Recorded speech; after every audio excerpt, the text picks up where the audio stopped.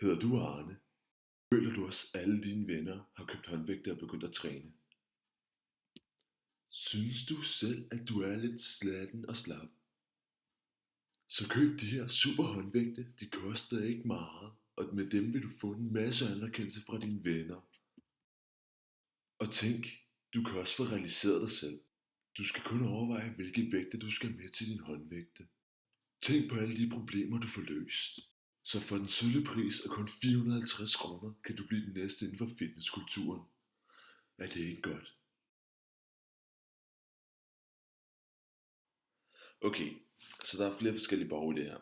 Vi fik nogle hints i videoen om, hvordan Arne her, okay, det var så ikke Arne, hvordan Arne her, han havde brug for de forskellige ting. Hvordan hans behov var, og hvordan hans købmotiver og sådan noget var. Men her får I så lige en lidt mere uddybende forklaring af det. Vi mener nemlig, at Arne har lidt ego-behov.